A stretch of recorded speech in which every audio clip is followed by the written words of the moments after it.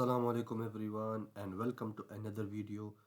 Hope you all are doing well اور آج کی ویڈیو ہماری ہوگی cold war and U S اور اس کی کولڈ وار کے متعلق. تو آج ہم جانیں گے کہ کولڈ وار بیسیکلی ہے کیا چیز. تو چلیے اپنی ویڈیو سٹارٹ کرتے ہیں. اچھا, کولڈ وار کیا چیز ہے؟ یہ وہ پیریڈ ہوتا ہے جو ماڈرن ورلڈ ہسٹری سے ریلیٹڈ ہے, کیونکہ گلوبل پالیٹکس الائنس اور اسٹرکچر کو سے ریلیٹڈ ہوتا ہے کہ وہ اس کو فارم کیسے کرتا ہے, اس کو ریشیپ کیسے کرتا ہے. تو یہ بیسیکلی اسٹارٹ ہوتا ہے 1945 سے آلموسٹ اور 1991 تک چلتا ہے, جب ورلڈ بائی پولر تھا. بائی پولر کا کیا مطلب ہے؟ جب دو بڑی ریاستیں یعنی two superpowers confront each other. اب کنفرنٹ ایچ ادر کا کیا مطلب ہے؟ مطلب یہ نہیں کہ وہ ایک دوسرے سے لڑائی لڑے, لیکن وہ ایسے دو گلوبل پاور یعنی ایک دوسرے کے رائیول ہو, اور وہ دونوں کو پتہ ہے کہ ہم دونوں ایک دوسرے کے رائیول ہیں. تو اس کو بائی پولر کہتے ہیں. اور یہ کولڈ وار بھی تھا. کولڈ وار کا کیا مطلب وہ آگے ہم ڈسکس کریں گے. تو یہ بیسیکلی اس میں یہ ہوتا یہ کہ ایک سپر پاور اپنی آئیڈیالوجی امپوز کرنا چاہتے ہیں, دوسرا سپر پاور اپنی آئیڈیالوجیز امپوز کرنا چاہتے ہیں. تو اس میں کون جیتتا ہے یہ ہم آگے جا کے پڑھیں گے اس میں. اچھا, understanding cold war. Cold war کیا چیز ہے؟ کولڈ وار یہ ایک پولیٹیکل اینڈ آئیڈیالوجیکل ٹینشن ہے یو ایس اور سوویت یونین کے درمیان. اب یو ایس کی آئیڈیالوجی کیا تھی؟ وہ تھی کیپٹلسٹ بلاک, اور سوویت یونین کی کیا تھی؟ Communist block. تو ان دونوں کی مختلف آئیڈیالوجی. کیپٹلسٹ بلاک کیا چیز ہے؟ وہ ہے سرمایہ دارانہ نظام, جہاں پہ انویسٹمنٹ ہو, جہاں پہ کیپٹل ہو, یعنی اونچ نیچ کا فرق ہو. وہ اس طرح یعنی رچ اینڈ پور اس چیز کا فرق ہو. اب سوویت یونین کا کمیونسٹ بلاک کا کیا مطلب ہے؟ جہاں پہ سب ایکول ہو, یعنی اس میں یہ تفریق نہ ہو اور سب کچھ, یعنی زیادہ تر چیز کا مطلب یہ ہے کہ یہ مارکسسٹ آئیڈیالوجی پہ بیس کرتا ہے. اب میں کلیئرلی ڈیفائن نہیں کر سکتا, لیکن یہ مارکسسٹ آئیڈیالوجی پہ بلیو کرتے ہیں. اور یہاں پہ جو بزنسز ہوتے ہیں وہ اسٹیٹ کنٹرول ہوتے ہیں. یہاں پہ اسٹیٹ کنٹرول ہوتے ہیں. اور تو یہ دو میجر ڈفرینسز تھی جو میں نے 2-3 پوائنٹ میں آپ کی سمجھائی. اچھا, یہاں پہ کوئی لارج ان دونوں کے بیچ کوئی لارج ملٹری اسکلز نہیں, یعنی ان دونوں نے ایک دوسرے کو لارج ملٹری سے کنفرنٹ نہیں کیا. اب جیسے کہ یو ایس نے عراق میں انویژن کیا, یا افغانستان میں کیا, یا لیبیا میں کیا, تو اس طرح کی کچھ سینیریو نہیں تھی. بلکہ اس میں ہوا یہ تھے کہ پراکسی وارز ہوئی. پراکسی وارز کیا مطلب ہے؟ جو انٹرنل کانفلکٹس, انٹرنل جو ریبیلینز ہے, ریوولٹس ہے, ان کو اپرائز کیا. پولیٹیکل کمپٹیشن ہوا, اکنامک رائیولری ہوئی, معاشی جنگ و جہد یہ چیز ہوا, سینکشنز امپوز کیے گئے. اس میں یہ بھی آتا ہے. آئیڈیولوجیکل کانفلکٹ ہوا. آئیڈیولوجیکل کانفلکٹ کمیونسٹ اور کیپٹلسٹ یہ آئیڈیالوجیز. تو اس کی اس طرح کے فائٹس ہوئے ان دونوں کے بیچ. Causes of cold war. Emergence of cold war, اس کی کازز کیا تھی؟ ایک تو تھا جو مین تھا وہ آئیڈیولوجیکل ڈفرینسز تھا, کیپٹلزم ورسز کمیونزم. کیونکہ اس نے یو ایس اور سوویت یونین کے بیچ ایک مسٹرسٹ پیدا کیا جو ان دونوں کو لیڈ کرتا ہے یعنی کولڈ وار کی طرف. اچھا, power vacuum after world war two. World war two میں مختلف یعنی تب ورلڈ وار ٹو کے آنے تک یہ ورلڈ ملٹی پولر تھا. جرمنی بھی سپر پاور تھا, انگلینڈ بھی سپر پاور تھا, اور جاپان بھی سپر پاور تھا.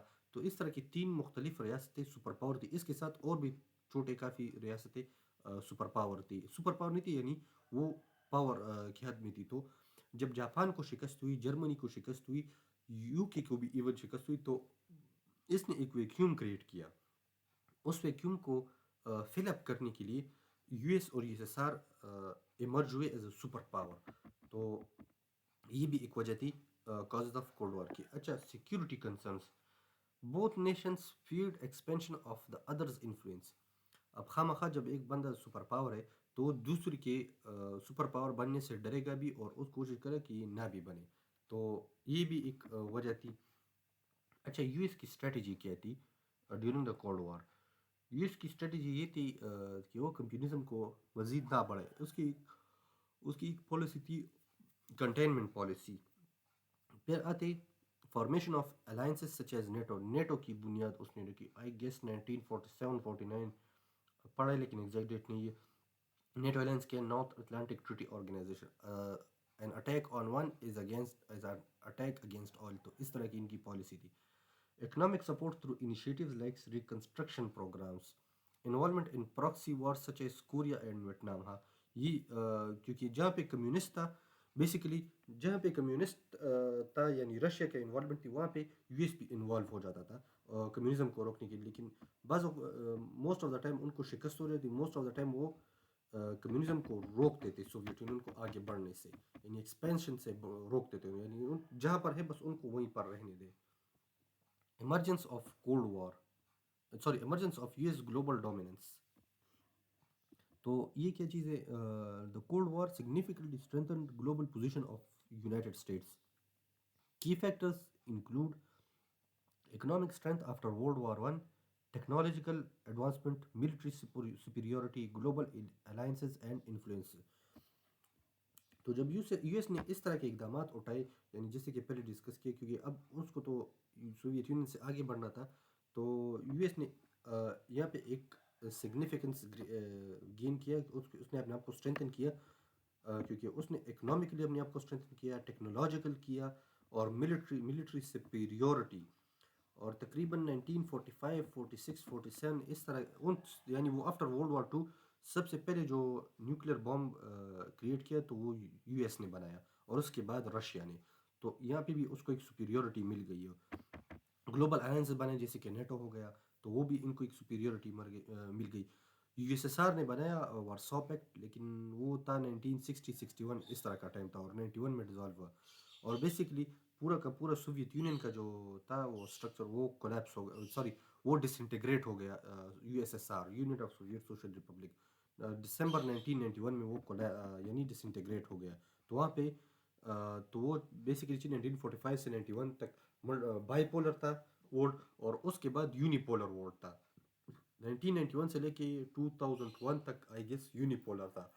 اب جو ہے تب دوبارہ ملٹی پولر ہو گیا سم تھنگ. یہ ایکسپرٹس بہتر جانتے ہیں اس چیز کو، تو میں صرف آپ لوگوں کو ایک گیس بتا سکتا ہوں. اچھا، انالیٹیکل پرسپیکٹیو کیا چیز ہے؟ Analytical perspective of C S S for C S S. تو سی ایس ایس کے حوالے سے آپ اس کو کس طرح آنسر کس طرح کریں گے؟ تو ایک ہے تو کازز اینڈ فیچرس آپ کلیئرلی ڈیفائن کریں گے، ایکسپلین کریں گے ان چیز کو. Cold war developments with U S dominance, تو آپ اس چیز کو آپ لنک کریں گے. اور پھر آتے ہیں examples of policies and global influences. Policies and global influences کی ایگزامپل بھی آپ دیں گے. Provide critical evaluation, critical evaluation کو بھی آپ مینشن کریں گے، کیونکہ یہ ساری چیزیں امپورٹنٹ ہیں. تو امید ہے آپ لوگوں کو کولڈ وار کے متعلق یہ سب سمجھ آیا ہوگا کہ کولڈ وار کیا چیز ہے اور یو ایس گلوبل ڈومیننس کیا ہے. تو یہ تھی میری آج کی ویڈیو، اور آج کے لیے اتنا ہی. ملتے ہیں نیکسٹ ویڈیو میں، تب تک کے لیے اللہ حافظ.